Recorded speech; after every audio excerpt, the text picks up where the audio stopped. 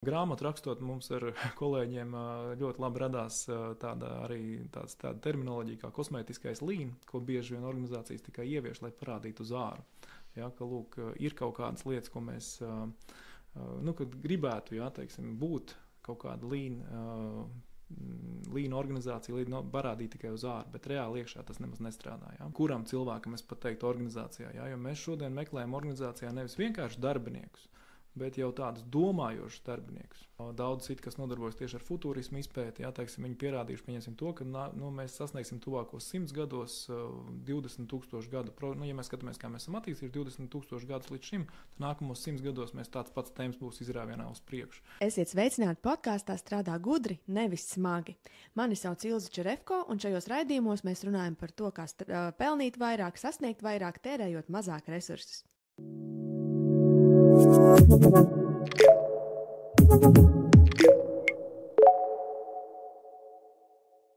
Mums ir otrais jau raidījums Lean seriāla podkāstā, kur mēs runājam par Lean līderību. Pirmais bija par līderības lomām, kādas lomas ir uzņēmumos, un šodien mēs runāsim par līdera prasmēm un īpašībām.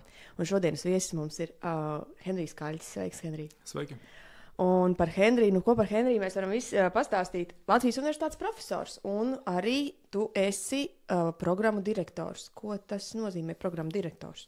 Jā, ļoti labs jautājums, jo īstenībā varbūt sākot ar profesoru, es varu pateikt to, ka profesors ir viens no arī augstākiem akadēmiskās vides atzinumiem, un tas arī, protams, uzliek, ņemot vērā mūsu šodienas tēmu, tātad līderību, tas arī uzliek par pienākumu būt līderim, rādīt piemēru arī citiem un iedrošināt arī savus kolēģus, darbiniekus strādāt vēl labāk, attīstot kaut kādu noteiktu zinātnes jomu. Man tā zinātnes joma saistās ar biznesa efektivitāti, ergonomiku, cilvēku faktoru.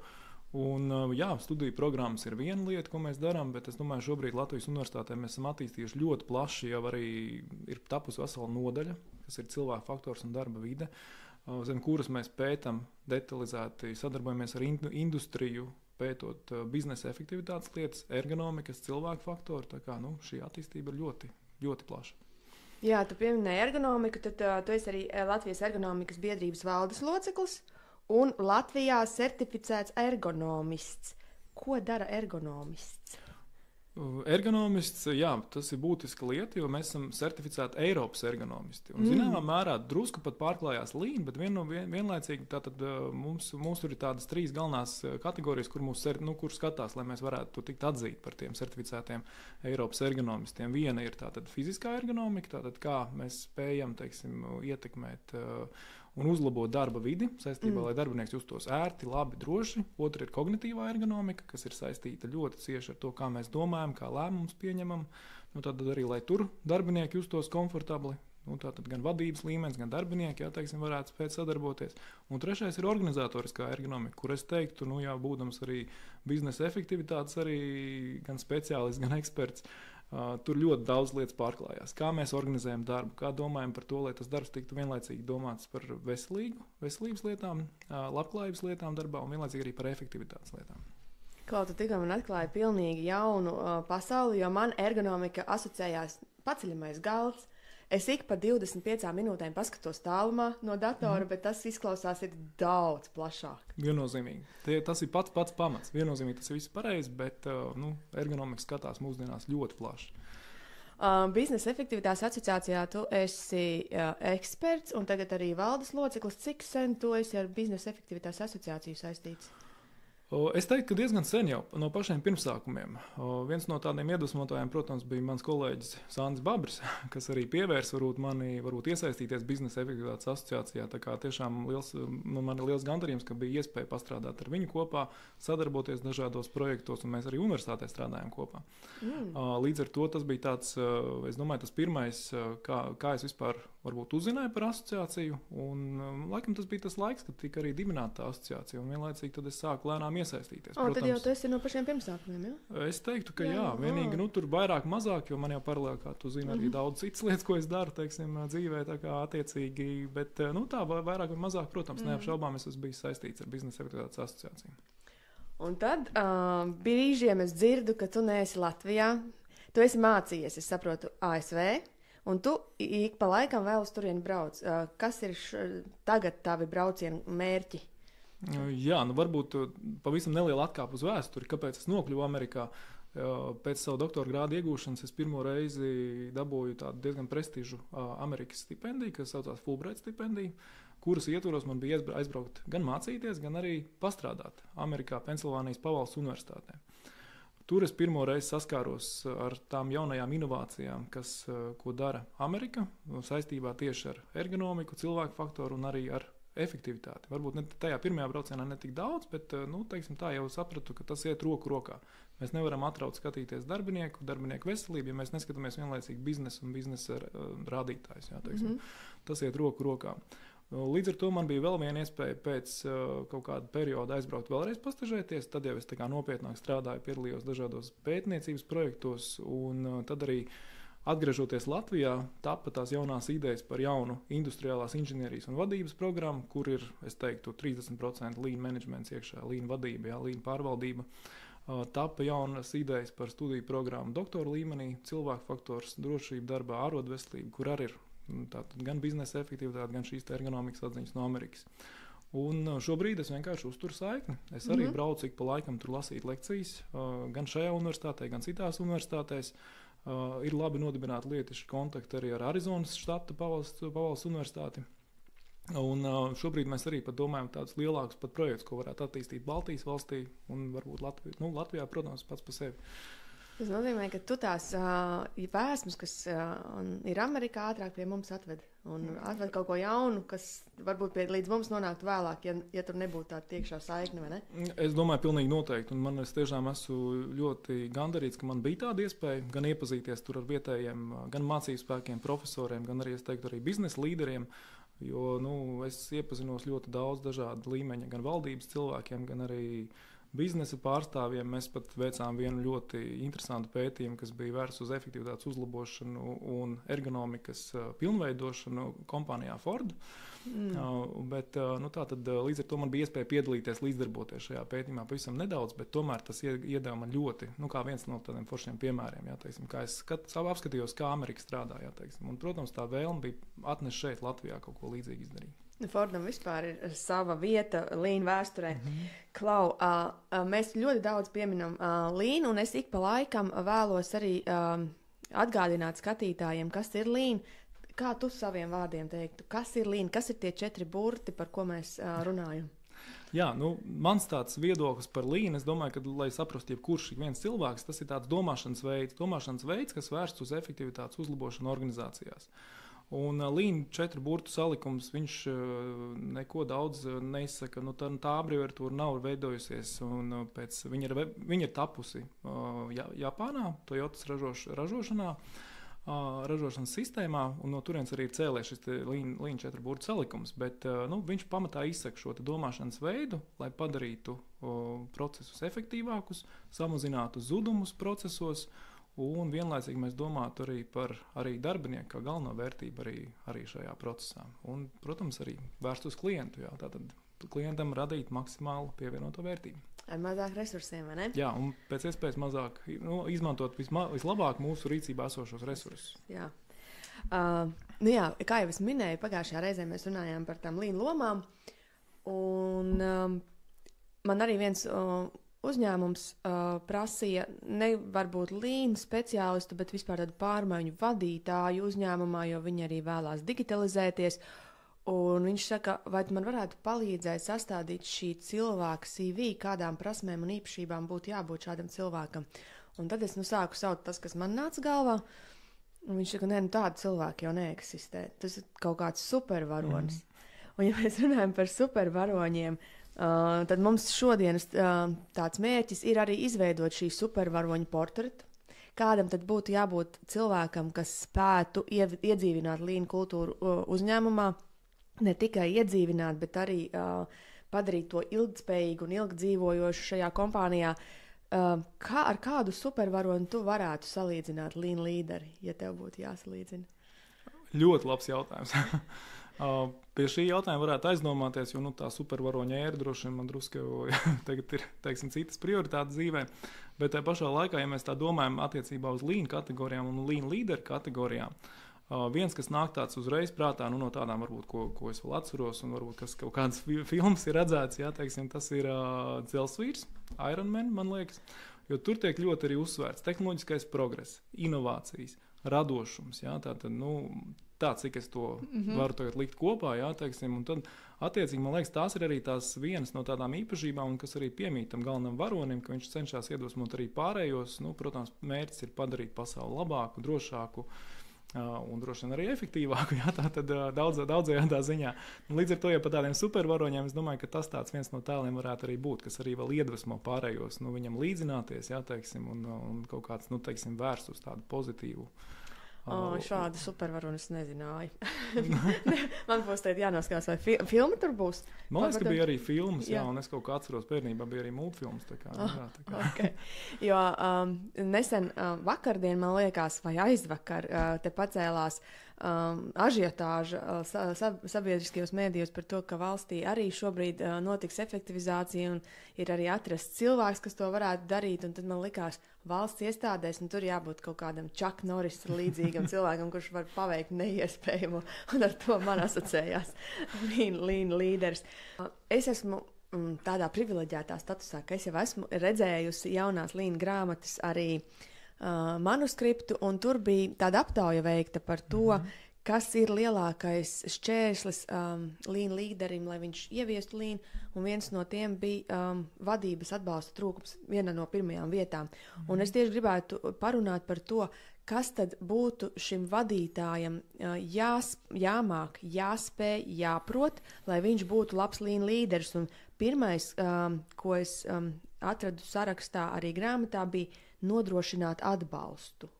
Kā tu saproti to un ko tas nozīmētu nodrošināt atbalstu? Tas būtu tikai tehniskais atbalsts vai arī tāds emocionālais atbalsts komandai? Noteikti arī grāmatā viennozīmīgi mēs esam pētījuši ļoti, ļoti plaši vairākus Latvijā strādājošus ekspertus, viņu pieredzi un viņu ieteikumus, kas tad ir, no kā ceļā, izceļās, teiksim, tās līderu īpašības. Un te arī drusku pakāpīt atpakaļ par to ārējais iekšējais konsultants, kur mēs skatījāmies, tur arī atšķirās ļoti daudz ekspertu viedokļu, jo vieni saka, ka vajag vietējo Čaku Norisu, kurš strādā, kuram ir entuziasms, kurš cenšas kaut kādā veidā motivēt strādājušos, ne tikai strādājušos, arī vadību, darbinieks pārējos, iedvesmot viņus un tā tālāk, lai tas būtu, tas ir tas veiksmes pamat elements, teiksim, ka ir jābūt vienam cilvēkam, kas ir reāli entuziasts, savas jomas entuziasts, kā mūsu gadījumā tas ir Lean, teiksim, mēs iedegamies par to Lean, par efektivitāti un tā tālāk.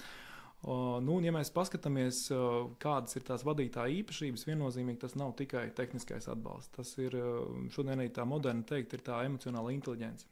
Tas ir, es domāju, ļoti būtisks arī Lean līdera īpašība, kurai ir jāpiemīt mūsdienās.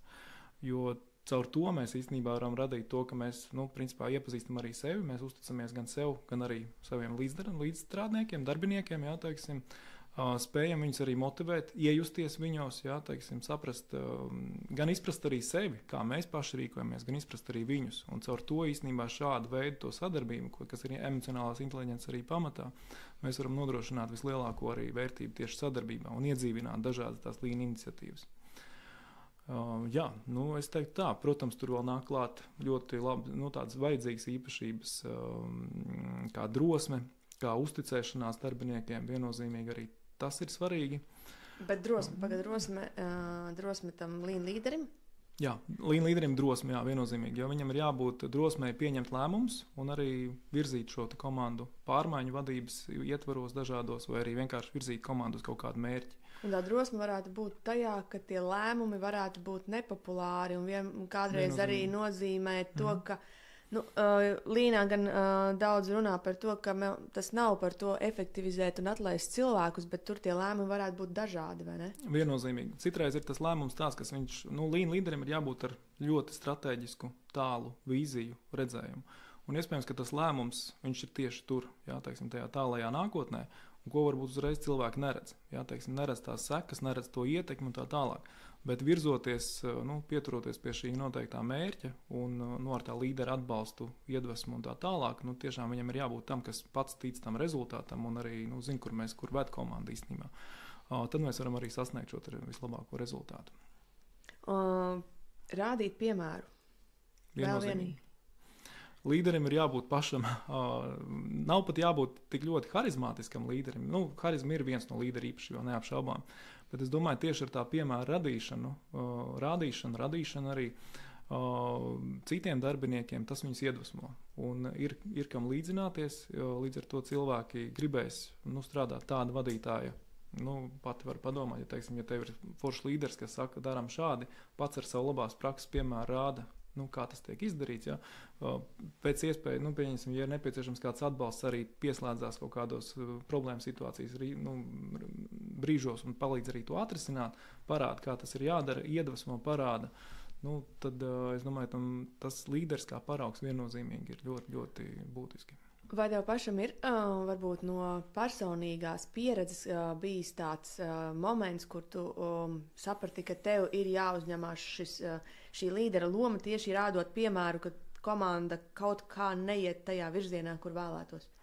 Jā, tādas situācijas, es domāju, ir bijušas ļoti daudz, jo šobrīd arī universitātē mums arī līdzīgi kā organizācijā ir dažādas gan struktūras, gan arī projekti, ko mēs realizējam, un īpaši arī šajā dažādu projektu vadībā. Tātad, tas ir kas pēdējos gados, bet viennozīmīgi arī pirms tam strādājot ar konsultācijām biznesā, kvalitātes konsultācijās. Bieži ir tās situācijas, ka rodās situācija, ka mēs nezinām, ko darīt. Vai pieņemt tā vai tā vai tā, bet ir jābūt vienam cilvēkam, kas tomēr pasaka, lūk, darām šādi. Tur, protams, jābūt pamatojumam, faktiem, skaitļiem apakšā kaut kādiem, lai tiešām tas radītu to ticamības momentu. Es teiktu, ka ar šādām situācijām mēs saskaramies ļoti bieži. Un īpaši es arī pēdējā laikā vadot ļoti dažādas projektu grupas, dažādos virzienos, ir jārāda piemērs, tas, ko mēs jau minējām. Tātad, jā. Tu minēji skaidrus un faktus, cik svarīgi ir tomēr arī tā intuīcija un kādreiz noticēt tam, ka ir sajūta, ka ir jādara tā. Jā, tas ir arī ļoti svarīgi manā skatījumā.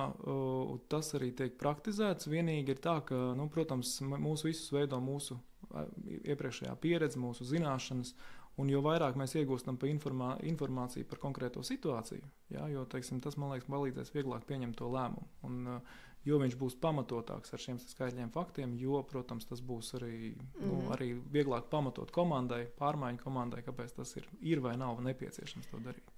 Bet es piekrītu, ir kaut kāda daļa, es teiktu, kā 20% šatad, ka ir jātic. Tas tāpatās, pieņemsim, skatoties jaunu projektu izveidē, šī ideja vispār veidojam kaut kādu jaunu, pieņemsim, institūtu, veidojam kaut kādu jaunu organizāciju kā tādu, varbūt tās nekas Latvijā nav strādājis, varbūt kādi jau ir mēģinājuši to darīt, kā piemērs. Bet tomēr tā ticība, tā vīzija, bet, protams, viņi ir jāpamato, kā es teicu, ar faktiem. Tad jau tas arī aiziet. Es nesen biju pie viena uzņēmuma, un mums ir doma tur veikt auditu, lai saprastu, kā mēs varētu digitalizēt viņu procesus, un šajā priekšspētes procesā mēs parasti intervējam visus darbiniekus, cik maksimums varam. Un šis projekta vadītājs viņš saka, nē, mēs runāsim tikai ar atsevišķiem cilvēkiem, tikai tiem, kuriem mēs ticam, kuriem mēs uzticamies, neiesaistīsim pārāk daudz cilvēkus, jo tad sāksies haoss. Un viena lieta ir, protams, mācīt iesaistīt cilvēkus gan uzlabojumu veikšanā, gan arī ideju ģenerēšanā. Vai ir kaut kāda tāda plānā robeža tam, ka ir tā, ka iesaistam cilvēkus, lai dabūtu labākas idejas, bet kur ir tā robeža, ka ir par daudz, ir pārāk liela demokrātija un jau viss aiziet ārpus kontrolas, teiksim tā. Te ir jāieslēdz atkal manas iepriekš pieminētā emocionālā inteliģence, jo katram mums ir jājūt, arī kā vadītājiem, līderim, mums jājūt, cik daudz un cik mēs varam īstenībā no tiem darbiniekiem prasīt. Mums ir jāiepazīst tie darbinieki.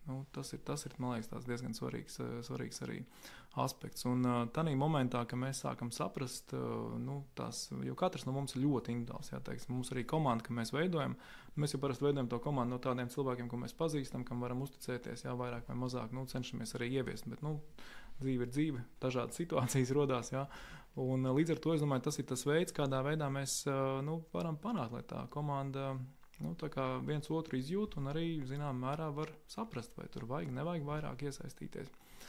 jābūt kaut kādai vadītājiem, jābūt tai kompetencei, kas spēj izprast darbiniekus. Bet tajā pat laikā, ko tu varētu pateikt par darbinieku iesaisti no tā viedokļa, ka vēl ar vienu uzņēmumā vadītāji nevēlas to darīt, jo tādēļ, ka liekas, ka darbinieki neko nesaprot, ko tad viņš zina, viņš jau tikai redz savu darba staciju vai darba galdu un neredz to kopainu. Kas ir tas, tas pozitīvais no tā, ka mēs iesaistam darbiniekus? Ļoti daudz lietas parādās. Jaunas idejas, radošums. Tas ir tas, kas arī jārada. Man liekas, arī ne tikai Lean līderiem, ko mēs runājam. Jebkuram komandas līderim jārada to gaisotni tādu darba vidē, lai viņam var uzticēties. Tas arī tas, kas veido līdera reputāciju. Ja mēs spējam uzticēties darbiniekiem un deleģēt viņiem dažādus šos darba pienākumus, vai pat viņus iesaistīt un aicināt viņus, pieņemsim, nākt klajā ar jaunām idejām, mēs panāksim daudz, varbūt tādus skatu punktus no manas personīgās pieredzes. Ja? Man arī, kad mēs strādājam, mums šobrīd ir ļoti aktuāls projekts banku sektorā. Mēs tieši pētām darbinieku efektivitāti, produktivitāti un cenšamies izprast, kādā veidā mēs varam viņu gan nomērīt vislabāk, ja? Pēc kaut kādiem vienotiem standartiem, vienotiem darba rezultātiem. Mana projekta komanda visu laiku aicinājis nākam ar idejām. Katru reizi mums katru nedēļu ir kaut kāds viena projekta tikšanās, kuras laikā mēs atvēlam nelielu daļu ģenerēt jaunas idejas, ko mēs varam darīt vēl labāk. Un darbinieki ir tiešām iedevuši super idejas, atnākuši ar super testiem, kurus es nemaz nezināju. Ja? Jo, labi, es apgrozos šajā jomā, mēs it kā jau daudz ko pārzinām, bet tagad jau rodās arī ļoti daudz jauni gan testi, gan novērtēšanas rīki, personāla izvērtēšanas un tā tālāk. Ja, teiksim, ne tikai personāla, bet arī darba efektivitāte, es domāju. Un personāla arī tā skaitā darbspēju novērtēšana un viss kaut kas tāds. Un līdz ar to viņi atnāca ar jaunām idejām, jauniem testiem. Un nebūtu šāda iniciatīva, es domāju, mēs nekad neuzzinātu par kaut ko tādu. Šī lielā demokrātija, cilvēku ideju uzklausīšana, viņa arī paver tādu aspektu, ka ir jābūt tādai kultūrai, kas ļauj cilvēkiem kļūdīties, un ja arī šī ideja varbūt nav sākotnēji izdevusies vai tāda liekas muļķīga, ir jānodrošina šī kļūdīšanās iespēju vide, un neviens par to nesodīs, un par to nebūs nepatikšanas. Kā tu ar to tiec galā, vai tev ir savā komandā bijis? Viennozīmē, es teiktu tā, nekļūdās tikai tie, kas nedara kaut ko. Tas pats arī, kas manā dzīvē arī ir bijuši kaut kādas kļūdas procesos, darbos un tā tālāk. Jā, mēs no viņām tikai varam mācīties un izdarīt kaut kādus secinājumus un vienlaicīgi pēc tam arī padomāt, kādā veidā mēs to varam pilnveidot, lai tas neatkārtojās. Un šādu pašu kultūru es noteikti arī ieviešu savās projektu komandās, jo man arī tāpat ir cilvēki, kas varbūt kaut ko neizdara līdz galam, varbūt neizprot kaut kādas lietas, jā, teiksim, vai atnāk ar kaut kādu citu rezultātu, nekā varbūt es esmu sagaidījis, jā, piemēram. Es domāju, tās ir pārunas, tas ir, protams, arī līdera, mentori, jā, teiksim, kaut kādas šīs tādas rakstura īpašības, ka vienkārši jāmēģina cilvēkiem runāt, mēģināt arī viņus iedrošināt, ka pateikt, ka kļūda ir viens, jā, bet teiksim, daram tālāk, tā, lai tas neatkārtotos. Jā, teiksim, mēģinām saprast, ko mēs varam izlabot. Un šāda kultūras, es domāju, iedzīvināšana ir ļoti būtiska arī jebkurā organizācijā. Šobrīd skolās ir tāds jauninājums no šī gada, ka bērni, kuri nesekmīgi uzraksta kādu kontroldarbu vai pārbaudas darbu, viņi to nevar labot ar domu tādu, ka dzīvē jau nevienmēr visu var izlabot, bet vai šis nenogalina bērnos to brīvību un nepalielina bailes kļūdīties? Kāds ir vispār tavs uzskats par šādu izglītības sistēmas ierosinājumu, jo tu pats esi no citas izglītības sistēmas plauktiņa, augstāka plauktiņa, kādi tad bērni atnāks pie jums uz universitāti beigās? Jā, tas jau šobrīd ir izaicinājums. Jā, tā kā jau šobrīd, ko mēs jūtam universitātes sistēmā, ka, diemžēl, daudzi nāk tādi, kas nav sagatavoti universitātes vispār būtībai, sistēmai un tā tālāk, un līdz ar to pietrūks ļoti daudz kaut kādas, varbūt atsevišķas zināšanas, kompetences kaut kādās jomās. Bet, protams, to mēs arī risinām universitātē iekšēnē, papildus kursi, papildus apmācību un tā tālāk. Bet atbildot uz tavu šo pirmā jautājuma daļu, tā kā par to, ka ir šāda sistēma izveidojusies, es uzskatu, ka droši vien tas nav pareizi, jo tomēr ir jādod cilvēkam izprast šo te kļūdu un izdarīt kādas korekcijas, jā, lai vismaz saprastu. Teiksim tā, pats svarīgākais, man liekas, likt apzināties cilvēkam, kad ir kļūda notikusi un ka viņš izprot tās kļūdas pamatbūtību. Jo tad mēs varam tiešām izdarīt šos secinājumus nākotnē, ka tādu kļūdu vairs nepieļaut. Es domāju, ka tas ir ļoti, ļoti būtiski, ka tomēr šāda kultūra tiktu, tas būtu arī ar Lean kultūras standartiem saistīta. Jā, un ļaut domāšanu. Tomēr izlabot, vai ne? Ir arī dzīvē iespējas, ka tu vari izlabot savas kļūdas, vai ne? Jā, ir kad var un ir kad nevar, ir kaut kādas situācijas, bet es domāju, skola ir tā vieta, kur mēs mācāmies, un šajā vidē, un arī mēs studijās, teiksim, tā ir tur, kur es arī vienmēr studentiem aicinu un saku, ka šeit ir tā vide, kur jūs varat vēl kļūdīties, un vairākas reizes varat kļūdīties, jā. Jo tad, kad nonāksiet reālā darba vidē, lai jūs būtu tiešām sagatavoti, lai jūs strādātu augstu līmeņa organizācijās un ar augstu atbildības sajūtu, pret darbu, vērtību izpratni un tā tālāk, jums ir jau šobrīd jāiemācās, jāsaprot, kur ir tās kļūdas.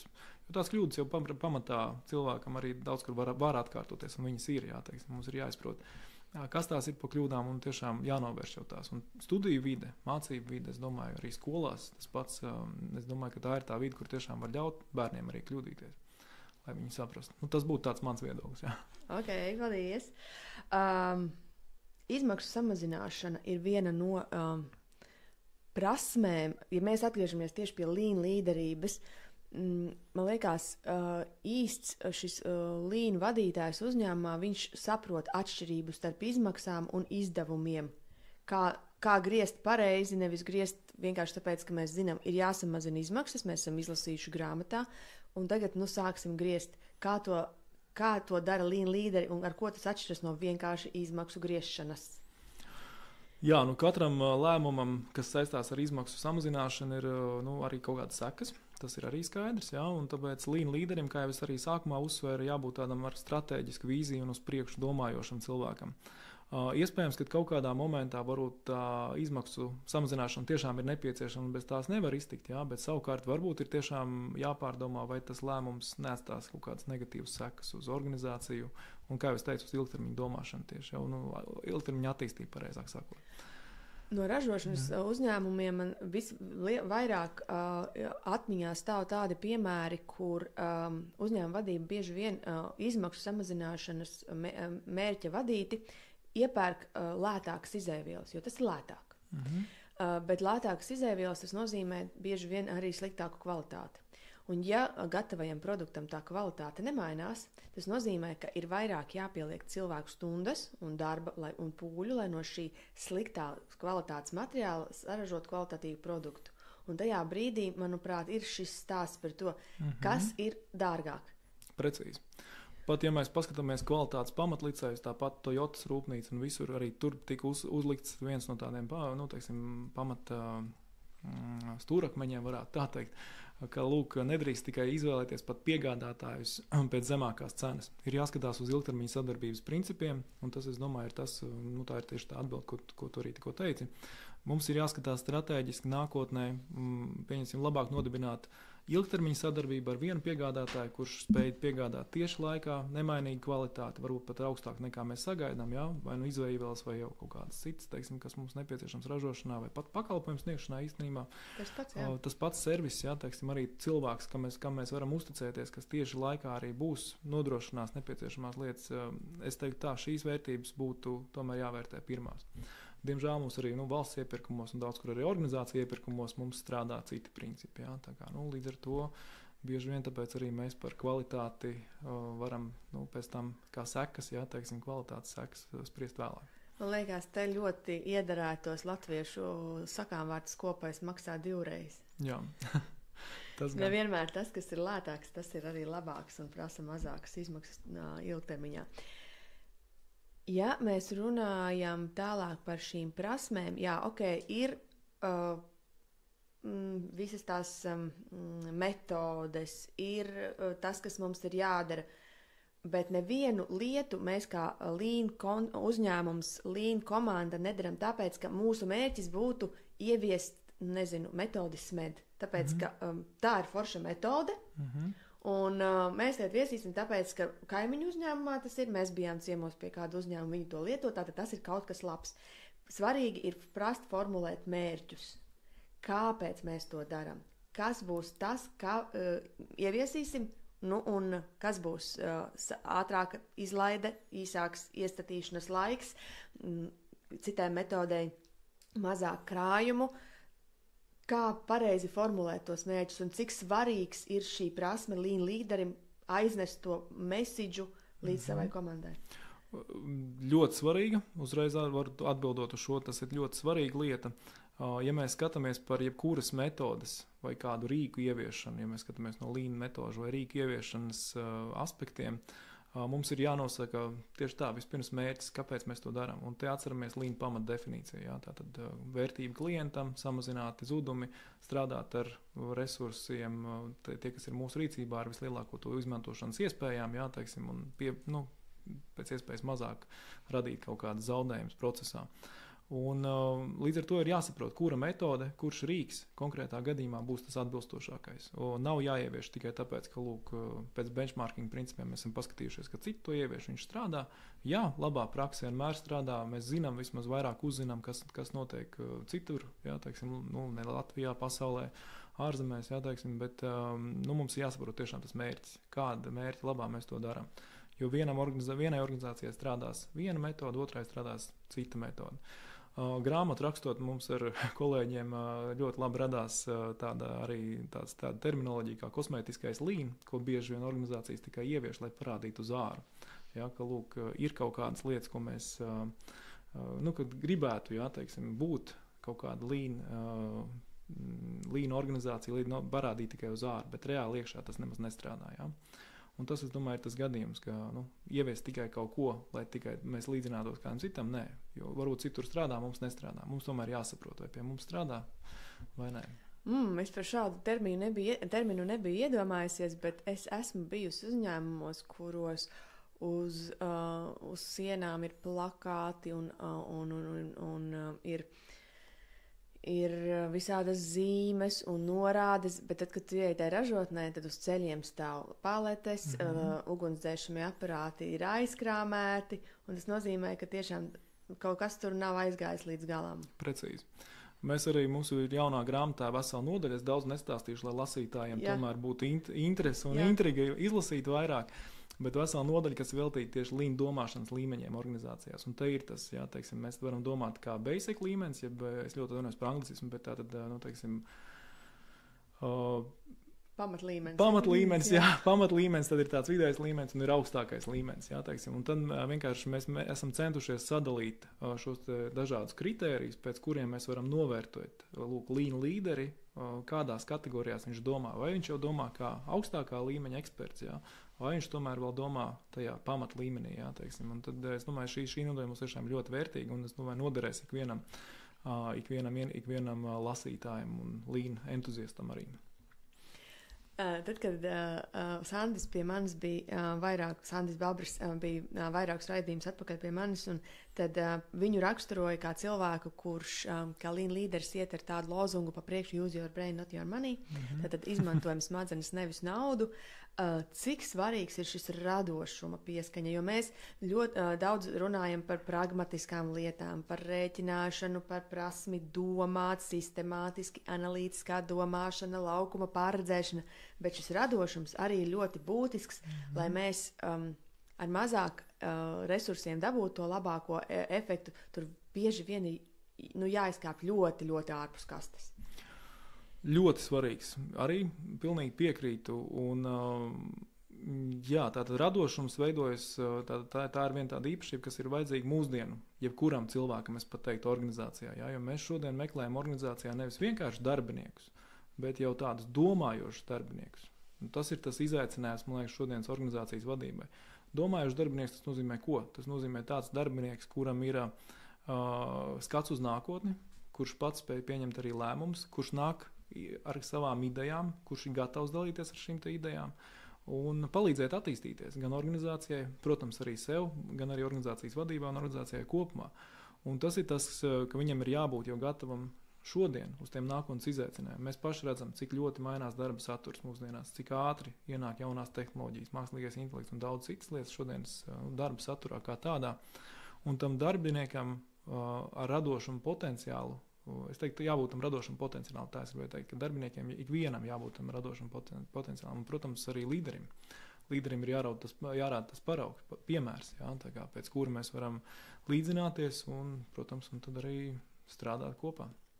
Un šeit, laikam, ja mēs runājam par radošumu, arī ir tiešām jābūt ļoti pacietīgiem, nevērt uzreiz maku vaļā, jo nauda to radošumu nogalina.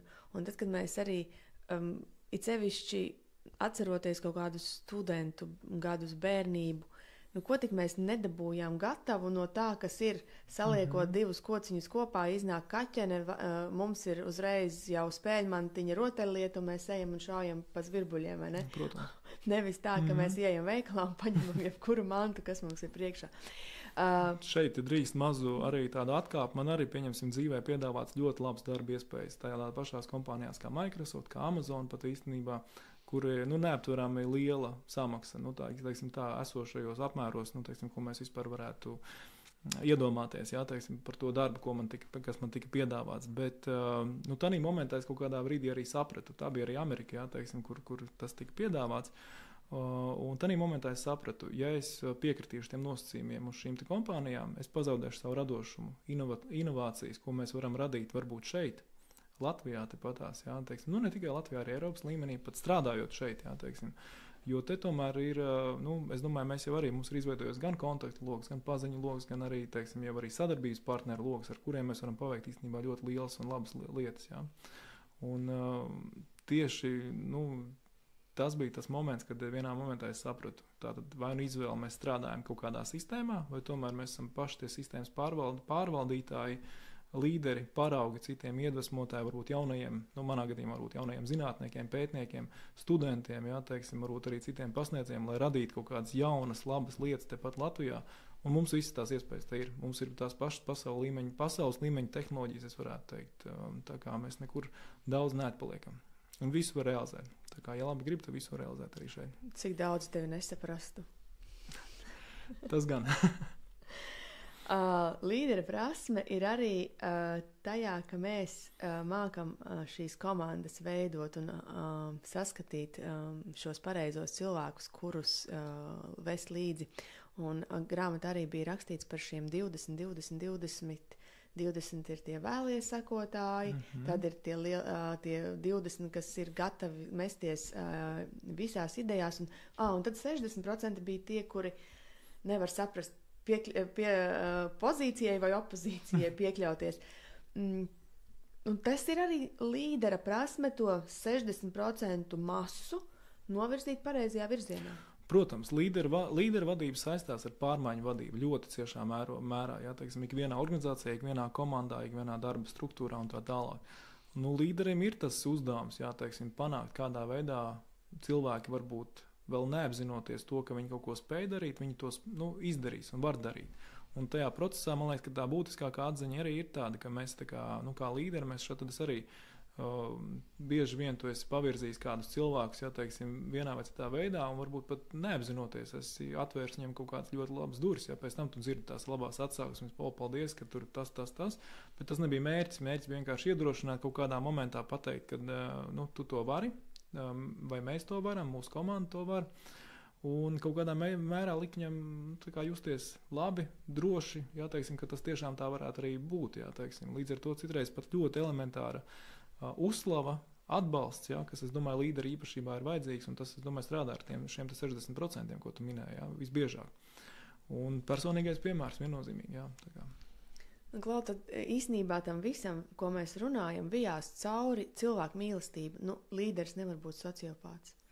Tur ir jābūt tā, ka tev ir jāpatīk cilvēkiem, tev gribās viņus pacelt, nevis pacelties uz viņu rēķina, bet pacelt pārējo komandu un sasniegt kopā ar komandu savus mērķus. Pārmaiņu vadību tu pieminēji. Pārmaiņu vadība, ar ko tā atšķirās no projektu vadības?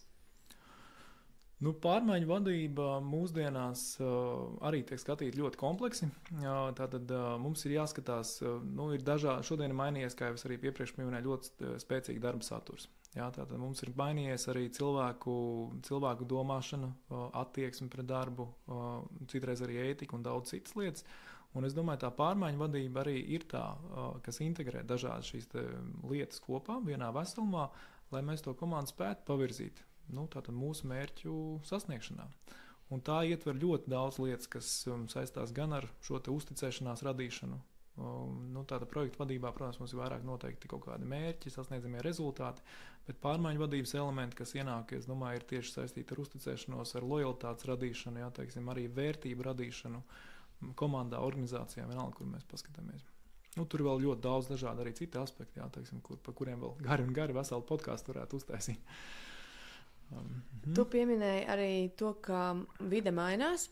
Jā, vide mainās, un tendences arī lean vadībā tendences mainās un ienāk kaut kas jauns. Kas būs tas jaunais, ko tu redzi jau, kas nāk, un ar kādām jaunām prasmēm līderiem nāksies saskarties? Būs kaut kas mainīsies, un kādas būs tās nākotnes prasmes? Ļoti labs un dziļš jautājums. Tātad te ir drusku jāpadomā, lai tā atbilde būtu tāda, es varu vairāk runāt no tās savas pieredzes, varbūt, un tas, ko varbūt es atsaucoties uz kaut kādiem arī tiem pētniecības pasaules redzējumiem. Viens virziens ir skaidrs, ka pasaule attīstīsies ļoti augstos lielos tempos. To ir pierādījuši vairāk pasaules vadošie zinātnieki, kā tur Reis Kurzweils, vēl arī daudz citu, kas nodarbojas tieši ar futurismu izpēti. Viņi pierādījuši, pieņemsim to, ka mēs sasniegsim tuvākos 100 gados 20,000 gadu. Ja mēs skatāmies, kā mēs esam attīstījuši 20,000 gadus līdz šim, tad nākamos 100 gados mēs tāds pats temps būs izrāvienā uz priekšu. Mēs redzam jaunās tehnoloģijas. Tātad es ar vienu vairāk domāju, ka lean līderim pamat varbūt īpašības un prasmes viņam jābūt ir tām pašām vērtībām. Viņam jābūt ir tām pašām vērtībām. Viņam jābūt būs kā paraugam, viņam jāiedvesmo, būs cilvēkam arī tā pati drosme, lēmumu pieņemšana un daudz citas lietas, par ko mēs jau esam šeit runājuši. Bet viņam būs jāmāk sastrādāties ar tehnoloģijām, jo mēs šodien redzam, izaicinājums ir industrija 5.0, 4.0, 5.0, tas, kas šobrīd notiek dažādos aspektos. Ja? Un tāpēc arī tā joma, kur man ļoti tagad patīk pētīt, ir tieši tas cilvēku faktors. Un es domāju, tas nāks tieši klāt, ja? Kā mēs, kā cilvēki, spējam sadarboties ar dažādām tehnoloģijām, robotiem. Te jau parādīsies tā emocionālā inteligence, sāks mīties kopā ar šo mākslīgo intelektu un arī robotu kaut kādu spēju komunicēt savā starpā un daudzām šīm izaicinājumiem, šāda tipa izaicinājumiem. Es vakar tieši biju lekcijā par mākslīgo intelektu iepirkumu sakarā. Vispār tas, ko es redzēju un tur dzirdēju, man liekas, ja tas ir tikai sākums, tad kas būs pēc tam? Jā, es domāju, mēs šobrīd dzīvojam ļoti interesantā laikmetā. Arī no zinātniskā viedokļa daudz pētījumu tiešām skatās un pēta šīs lietas un neaptverami, kas varētu notikt arī nākotnē. Bet tas ir tas, kāpēc mums ir jābūt radošiem, domājošiem cilvēkiem. Mums ir jābūt gatavi šai nākotnē. Jā, mākslīgais intelekts ienāks, bet kā man viens paziņas saka, viņam ir bailes, ka tas dabiskais varētu pazust kaut kur, bet es ceru, ka tas nepazudīs. Šeit jābūt līderim, kā paraugam, piemēram, kurš arī, es domāju, parāda saviem darbiniekiem, sekotājiem, kas var iedvesmot to, ka mums visām situācijām jāpieiet ar savu galvu, radoši jāpieiet situācijām, nevaram tikai uzticēties mākslīgam intelektam. Mums jāspēj, es neteikšu pat kritiski analizēt, bet tā analītiski pieiet dažādām situācijām. Mums jāspēj analizēt, saprast, vai tas ir derīgs vai nav, vai tas tiešām tā informācija, ko mākslīgais intelekts mums dod. Un tas līdzīgi kā ar sociālajiem tīkliem, viņi jau mums ļoti daudz var arī palīdzēt ikdienas darbā un kaut kādas lietas izdarīt vieglāk, un tas pats ir arī mākslīgā intelekta īstenībā uzdevums palīdzēt mums atvieglot ikdienu, bet nevis vadīt mūs. Tieši tā. Pagājušajā raidījumā es arī saviem viesiem uzdevu vienu jautājumu, vai par līderi piedzimst, vai to var iemācīties, un tas jau ir radījis tādu ažiotāžu klausītāju vidū, kur bija izskanēja atbilde, ka par līderi var piedzimt un tur nav variantu. Kāds ir tavs skatījums uz šo? Es teiktu tā, es varu arī pamatot savu viedokli uz zinātniskiem pētījumiem, pat cik man ir tāda prioritāte strādāt zinātnē, un, protams, es esmu daudz pētījis un skatījies pa līderības arī. Ir tā, ka, protams, iedzimtībā ir liels spēks, bet tas nav noteicošais. Mēs arī pa līderi varam iemācīties, mēs varam mācoties, attīstot sevi, pilnveidojot nepārtraukt sevi, mēs varam arī kļūt par labiem līderiem. Es domāju, tas arī tāds būtisks aspekts, kas ir zinātniskos pētījumos arī pamatots. Iedzimtībai es piekrītu, ir tādi cilvēki, kuri vienkārši šīs īpašības viņiem vienkārši piemīt no dabas, un tas ļoti labi. Bet jautājums, vai visi mēs viņus attīstam, jā, teiksim, tas ir tas jautājums. Bet mans viedoklis, un ko es arī redzu gan savās komandās, ar ko es strādāju, jo vairāk arī, tas ir arī vēl tās līna līdera vēl viena īpašība, ka viņam ir jāspēj attīstīt jau jaunus līderus. Tātad augstākā līmeņa domāšanas veidā, jo vairāk mēs attīstam tos jaunos līderus, jo vairāk redz, ka šīs īpašības arī var iemācīties un nodot, un varbūt kaut kādā veidā arī iedvesmot viņiem būt līderiem savās jomās. Jā.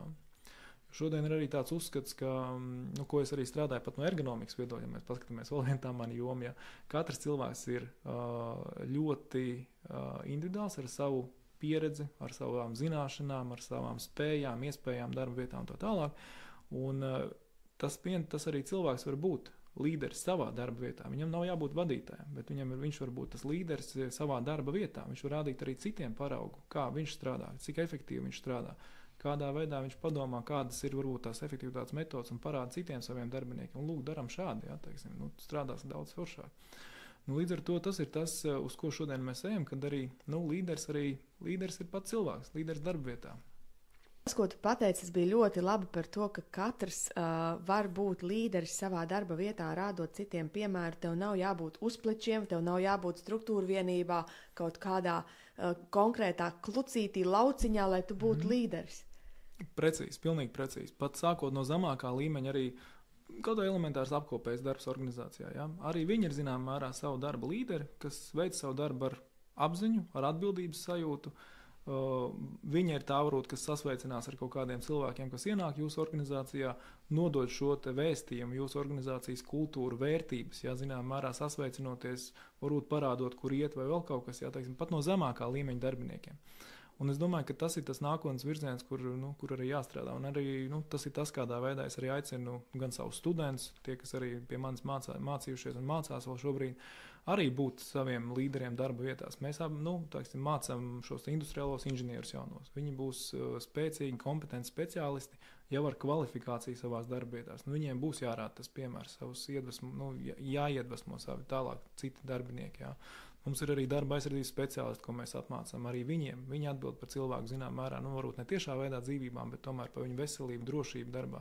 Viņiem arī jābūt paraugam, jā, teiksim, kādā veidā viņi attiecās pret drošības elementāru lietām. Jā, teiksim, tas arī ir tas vēstījums, ka viņiem būs tas jābūt kā paraugiem. Viņi varbūt nebūs augstākā līmeņa uzreiz vadītāji, kaut kādā brīdī jau būs, bet tajā pašā laikā, jebkurā līmenī, es domāju, darbiniekam ir jāspēj rādīt šis piemērs un būt līderim. Mēs esam aprunājuši vairākas prasmes un līderu īpašības, bet varbūt ir kāda, ko mēs neesam izrunājuši, bet tev liekas, par šo vēl jāparunā un par šo jāpastāst. Man šķiet, ka vēl tāda ļoti būtiska ir tieši godīgums, kurš nāk kompleksā ar augstiem morāles standartiem un arī ar vērtības izpratni, sajūtām un to, ko mēs varam arī nodot tālāk saviem sakotājiem, vai komandas biedriem, vai arī, protams, tālāk jaunajiem līderiem. Tas ir laikam stāsts par to, ka tās vērtības ir nevis uzrakstītas mūsu mājaslapā vai kaut kur pie mūsu logo, bet ka tās dzīvo mūsos, tā kā mūsu DNS. Es domāju, pilnīgi precīzi, jo mums kā līderiem ir jāveido tā sajūta pašiem, jā, teiksim, gan sev, gan arī pārējiem, ka mums var uzticēties. Jā, teiksim, tā. Un, lai to radītu, es domāju, ļoti svarīgi ir tieši godīguma principi un aspekti, jā, kā jau es arī minēju, jo to jau var arī sajust, jā, teiksim, arī daudzi šie darbinieki, kas arī strādā projektu grupās kopā. Un es domāju, ja jūs kā līderis esat godīgs un atbildīgs pret saviem padotajiem, viņi to jutīs un arī to novērtēs. Un nākamais, protams, ir kādā veidā jūs arī nododat šīs vērtības, augstas morāles principus, ētikas principus ievērojat. Jā, teiksim, es domāju, to arī, Jo līderiem, kā mēs noskaidrojam, ļoti būtiski ir tā iedvesmotāja loma. Jā, tā kā. Un, lai to mēs radītu tādā kompleksā, es domāju, jā, tā kā tur tas godīgums, man liekas, augstas morāls vērtības un vērtības vispār, jā, teiksim, radīt. Tas ir tas būtiskākais, kas arī vēl līderim vajadzīgs būtu. Neapšaubām viss tas, ko mēs runājam, tas arī ir svarīgs. Jā, un tagad, kad šo stāstu, tad man pilnīgi acu priekšā iznirst Nelsons Mandela. Tas ir kaut kas tāds, kas iemieso šo līderu īpašību, par kuru tu tikko stāstīji.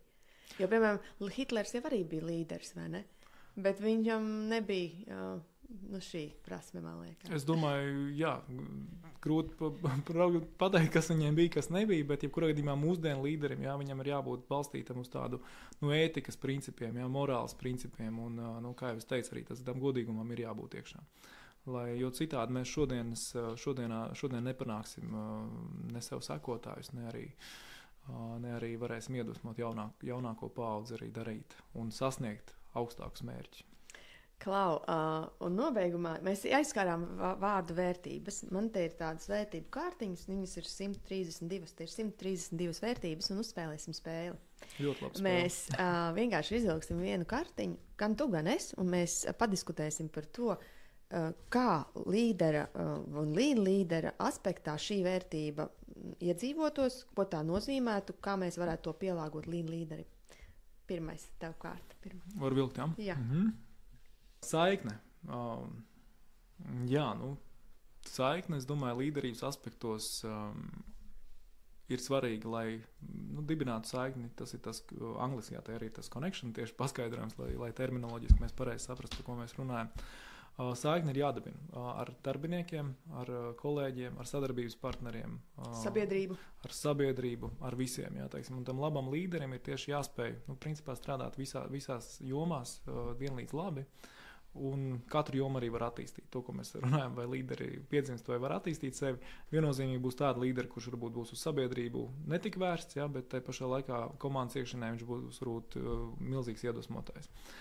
Bet līdz ar to tā ir atkal tā prasme, ko viņam vajadzētu sevi attīstīt, jā, varbūt strādāt ar sabiedrību. Jā. Es pats arī kā savs piemērs, jā, teiksim, es ļoti labi pārzinu savu darbu, es varu iedvesmot savu komandas darbu, jā, bet tas, pie kā varbūt man vajadzēja pašam piestrādāt tieši, lai nestu tās zināšanas sabiedrībā tālāk. Jā.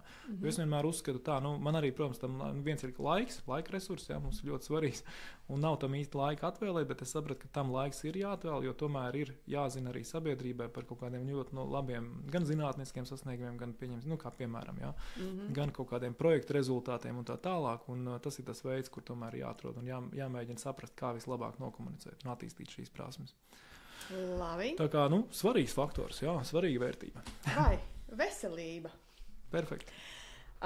Ja es runātu par veselību un vispār par līnu un organizāciju, tad, ja organizācija ir vesela, iekšēji sakārtota, tad viņa var arī performēt uz āru, un arī pašam līderim, ja mēs zinām Stevena Koveja grāmatu par 7 efektīvu cilvēku paradumiem, 7. ir asināt zāģi. Protams. Cilvēks, kuram ir enerģija, sakārtot veselība, kurš jūtās fiziski labi, arī tikai tāds cilvēks var arī citiem dot enerģiju. Ja tev pašam enerģijas lādiņš ir uz nulli, tad kur?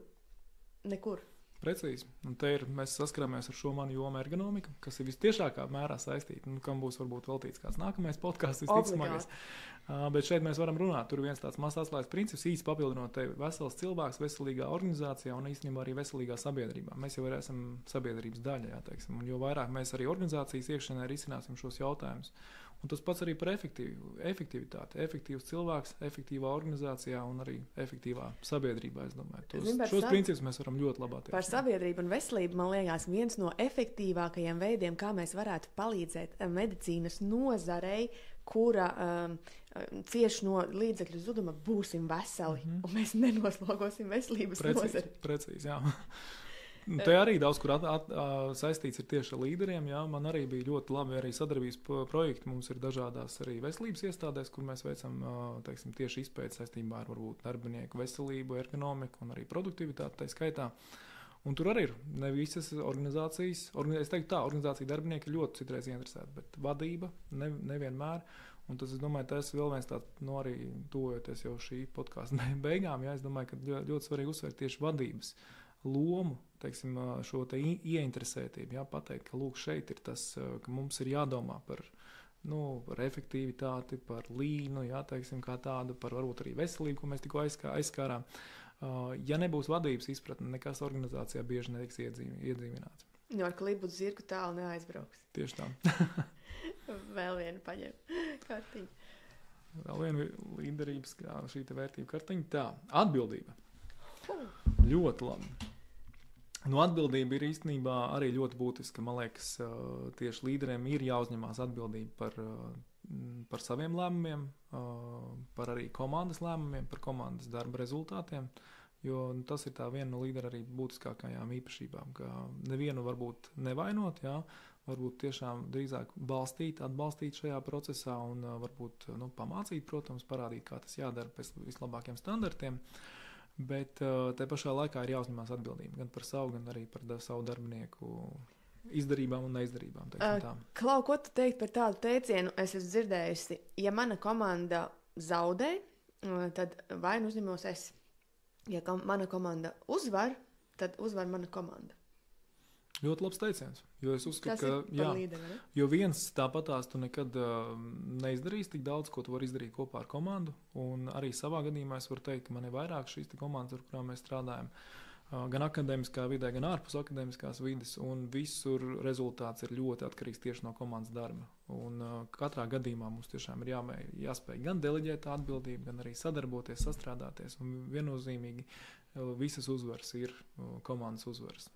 Protams, varbūt ar atsevišķiem izņēmumiem kaut kādos gadījumos, ja tas ir tevis pašs kaut kāds realizēts projekts, kur tu viens pats kaut ko dari, teiksim, tas ir savādāk varbūt, Bet, ja tas ir komandas darbs, viennozīmīgi tā ir komandas uzvara. Klauna, man ir pateicība. Ļoti labi. Vai ne? Es domāju, mums ir jāsvin visas mazās uzvaras, lielās un mazās. Tas ļoti motivē. Ja mēs esam pārkāpuši pirmajam šķērslītim pāri, mēs to nosvinam, mums ir nākamais šķērslīts, mēs jau ejam ar citu jaudu uz priekšu. Un pateicība pateikt paldies vienkārši savai komandai par darbu. Tas ir... un tas arī nāk no augšas. Man bija tāds stāsts. Es strādāju vienā uzņēmumā, kur bija ražošanas brigadieris, un es viņam saku, pasaki paldies savai komandai, pasaki paldies saviem darbiniekiem. Viņš saka, bet man neviens nesaka nekad paldies. Un tas nāk no augšas. Man neviens nesaka paldies, un es arī neteikšu paldies. Tātad tā pateicība, un nevienmēr tā ir nauda. Precīzi. Atgriežamies pie tā, ka esam katrs līderis savā darba vietā. Un ja šis, pieņemsim, tavs pieminētais darbinieks izrādītu iniciatīvu un sāktu pirmais, varbūt teikt paldies, es domāju, viņš varbūt pārvērst šo te organizācijas kultūras domāšanas veidu arī augstākā līmenī. Un pa vēl vienai. Gandarījums. Ļoti labs arī. Gandarījums, mums ir jābūt arī gandarītiem par sasniegtiem rezultātiem, un te iet arī īstenībā roku rokā ar to, ka mums ir arī jānovērtē, ka tas kaut kādi rezultāti mums ir nākuši, un mēs arī esam sastrādājušies. Es teiktu tā, ka tas gandarījums ir gan jānosvin, gan arī jāparāda arī par to, ko mēs esam izdarījuši arī uz āru, teiksim, arī savai komandai jāpasaka, ka mēs esam gandarīti ar sasniegto, piemēram, rezultātu. Un vienlaicīgi arī jāpasaka arī visiem paldies. Es domāju, tas ir tādā ļoti lielā saistībā par to, ka mums ir jānovērtē tas, ka mēs esam sasnieguši, mēs esam gandarīti, bet mums arī jānovērtē, ka mēs arī šeit esam tikuši. Un, piemēram, varbūt daudz nemaz citur tur netiek, kur mēs tiekam, teiksim, vai ar organizācijas mērķiem, vai arī kaut kādās personīgās izaugsmēs daudz kur citur. Tā kā es domāju, ka tas tāds jābūt ļoti, ļoti integrētam. Ja runā par gandarījumu, man liekas, ļoti svarīgs gandarījums ir tieši ārējiem konsultantiem, jo viņi šo gandarījumu ļoti reti sajūt, tādēļ, ka viņi ir no ārpuses, viņi strādā ar to uzņēmumu, varbūt kaut kas neizdodas, un tad ir tā sliktā sajūta, ka tur kaut kas neizdevās vai neiedzīvojās. Un man, piemēram, pašai arī personīgi, kas mani motivē, ir izaicinājumi un gandarījums. Un ja tas ir, tad jebkurš mērķis būs sasniedzams. Prieks! Mums ļoti labi izvēlējās šīs vērtības kārtas labā secībā. Prieks ir, es domāju, tas, kurš es par prieku tieši šodien arī klausījos, ka prieks ir lipīgs un priecīgi cilvēki ir pozitīvi cilvēki, un pozitīvisms, tas rada to pozitīvo enerģiju, kas dzen uz priekšu. Es arī nesen dzirdēju tādu stāstu par suņi reju karavānu iet tālāk. Kā mēs to saprotam? Mēs to saprotam tā, ka neskatoties ne uz ko karavāna iet tālāk, bet izrādās, ka šim teicienam ir nozīme tāda suņi reji, un viņi dzen uz priekšu to karavānu iet tālāk. Viņi tā kā uzmundrina to karavānu doties tālāk. Tāpēc tas prieks, enerģija, tas viss ir kopā, kas vēlējās. Ļoti labi, jā. Es domāju, šī ir arī tāda būtiska arī līdera īpašība. Līna līdera īpašība arī. Viņam jānāk arī kā tam paraugam uz darbu arī priecīgam. Jā, tam projektam jāķerās klāt ar prieku, jā, teiksim, un jāparāda pārējiem tas entuziasms, jā, ar kādu viņš to dara, kāpēc viņš to dara. Un es domāju, tas arī būs tas virziens, kādā veidā mēs arī varēsim iedrošināt arī pārējos. Prieks ir ļoti būtisks atslēga, es piekrītu. Klau, mēs sākumā runājām par taviem šiem akadēmiskajiem un karjeras sasniegumiem. Kā tu pats asini zāģi? Ko tu dari ārpus darba? Ja tev taču ir brīvais laiks. Nē, protams, ka kā tu pats prieks, gandarījums un tā enerģija, kā tu pats uzturs? Man, protams, svarīgi, es domāju, ka vienam arī, arī kā līderim, jebkurā jomā, teiksim, ir būt svarīgi sevi arī attīstīt. Tas ir viens. Ārpus, teiksim, kaut kādām darba lietām man ļoti patīk sevi attīstīt, lasot dažādas iedvesmojošas grāmatas, lasot kaut kādas arī šīs attīstības grāmatas, ar kuras var, tas ir tas zāģa asināšana, ka es principā domāju, kā es varu kļūt vēl labāks, varbūt cilvēks, kā es varu kļūt labāks, teiksim, vadītājs, kā es varu kļūt, dažādās jomās, jā. Tas ir viens. Neapšaubām vajag atlicināt laiku sportam. Tas ir tas, ko es arī diezgan mēģinu izdarīt, jo, ja tu esi sportisks, veselīgs, tad arī automātiski arī tas būs arī atkal labs paraugs arī citiem, jā, teiksim, domāt. Bet ergonomiski. Ergonomiski, viennozīmīgi, jā, ergonomika visur arī līdzīgi kā jau man arī līna domāšana, jā, arī ergonomiskā domāšana daudzos procesos iet arī sadzīvē, jā, teiksim, mēs nedrīkstam ne sevi pārpūlēt, jādara savam priekam atkal, mēs nonākam līdz tam, jā, teiksim, savam priekam sevi attīstīt, līdz tā robežai, ka mēs nejūtam ne tur ļoti stipru pārslodzi, jā, bet, tiešām, lai tas mūs tieši padarītu veselīgāks, labāks.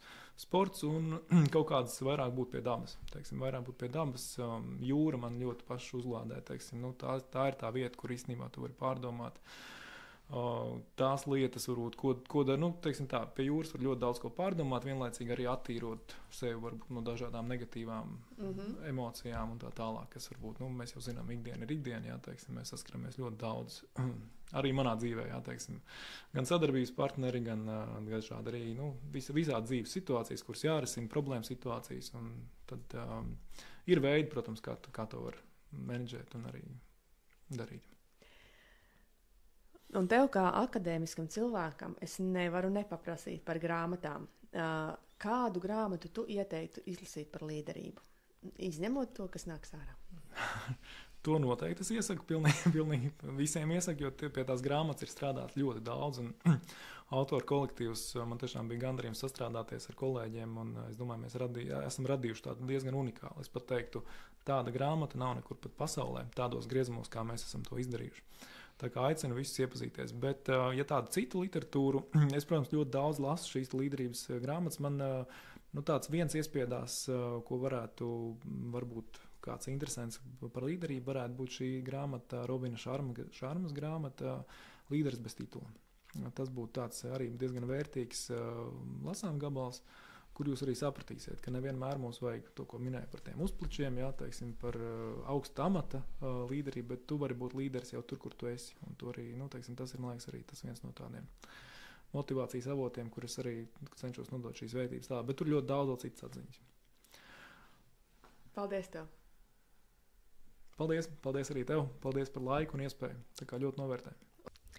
Paldies, ka klausījāties, un ja jums šī tēma ir interesanta, tad piesakojiet YouTube, Spotify vai Apple podcastu platformās. Paldies par sadarbību raidījumu tapšanā Biznesa efektivitātes asociācijai un par atbalstu Sijāma Neo Latvija. 2025. gada 19. martā norisināsies arī Biznesa efektivitātes asociācijas veidotais fórums Līna līderība, kurā būs iespēja satikties gan ar jaunās grāmatas Līna līderība autoriem, gan arī klausīties lektorus, gan vietējos, gan ārzemju, gan arī sporta līderus par to, kas ir līderība, kādas ir līderības lomas. Vairāk par šo pasākumu sekojiet līdzi www.efektīvs.lv un tiekamies vai klātienē, vai arī šeit turpmākajos raidījumos. Atā!